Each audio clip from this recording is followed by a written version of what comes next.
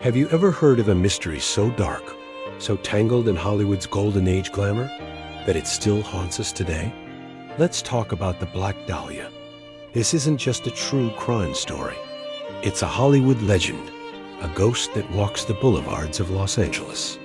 On January 15th, 1947, a mother and her young daughter were taking a morning walk in the Leimert Park neighborhood of LA. What they found in a vacant lot would shock the nation and become one of the most infamous unsolved murders in American history. It was the body of a young woman, posed with an eerie, almost artistic precision. She had been surgically bisected, completely drained of blood, and her face was carved into a grotesque, permanent grin known as a Glasgow smile. This was 22-year-old Elizabeth Short.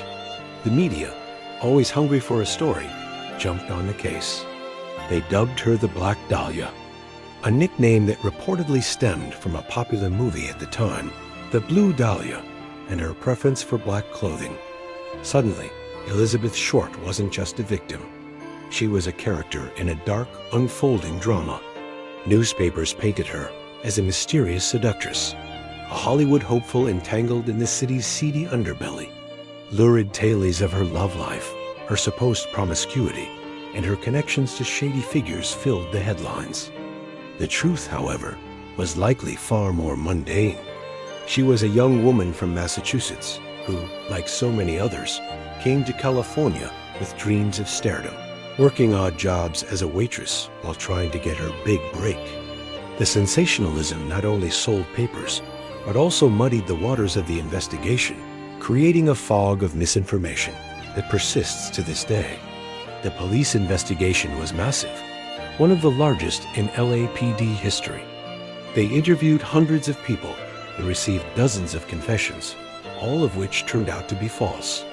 The killer even taunted the police and the press, sending them a package containing some of Elizabeth's belongings, including her birth certificate and address book. The items had been wiped clean with gasoline, erasing any potential fingerprints.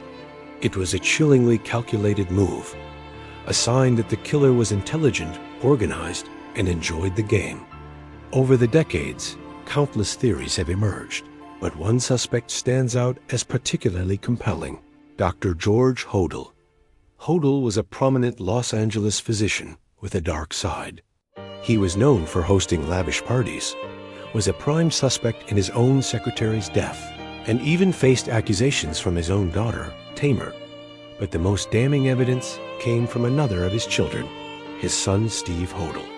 Steve, who grew up to become an LAPD homicide detective, began investigating his father after his death.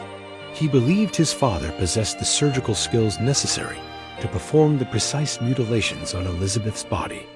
The bisection was clean, done with medical precision, something a layman would struggle to achieve. Steve also discovered a photo album among his father's belongings that contained pictures of a woman who bore a striking resemblance to Elizabeth Short. Perhaps most disturbingly, he uncovered LAPD files revealing that his father had been a prime suspect back in 1949. Police had even bugged the Hodel home. During the surveillance, they recorded a conversation where Dr. Hodel allegedly said something chilling, supposing I did kill the Black Dahlia. They can't prove it now. They can't talk to my secretary anymore because she's dead. Despite this, the investigation was mysteriously dropped and no charges were ever filed. Steve Hodel is convinced that his father's powerful connections in the city helped him evade justice. But Dr. Hodel isn't the only theory. Another fascinating, albeit more speculative, connection is to the Cleveland torso murders. In the 1930s, a decade before the Black Dahlia murder, a serial killer terrorized Cleveland, Ohio.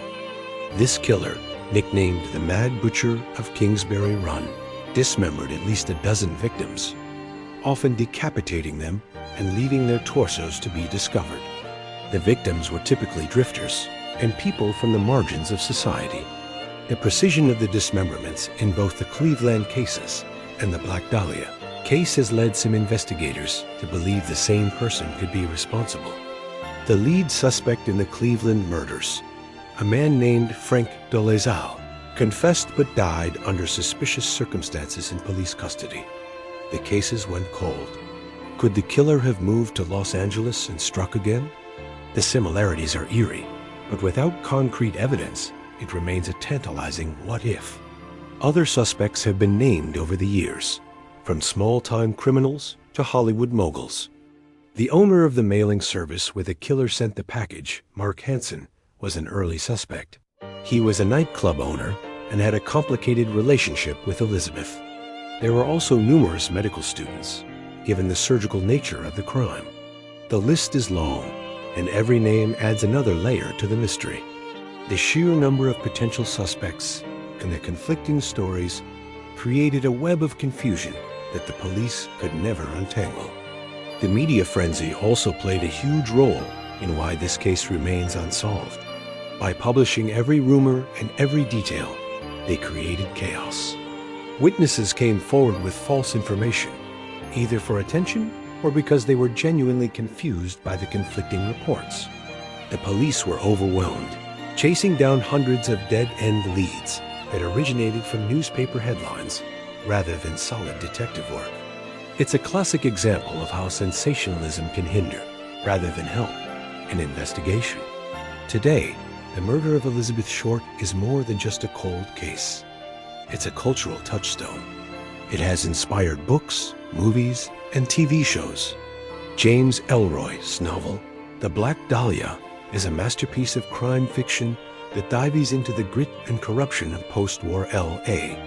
The case has been featured in shows like American Horror Story, cementing its place in popular culture. It represents the dark side of the Hollywood dream, the idea that beneath the glittering surface of fame and fortune lies a world of secrets, corruption, and danger. What happened to Elizabeth Short in her final days remains a mystery. Was she the victim of a jealous lover, a powerful man with a secret, or a sadistic serial killer who was just passing through? The files are still open, but the trail has long gone cold.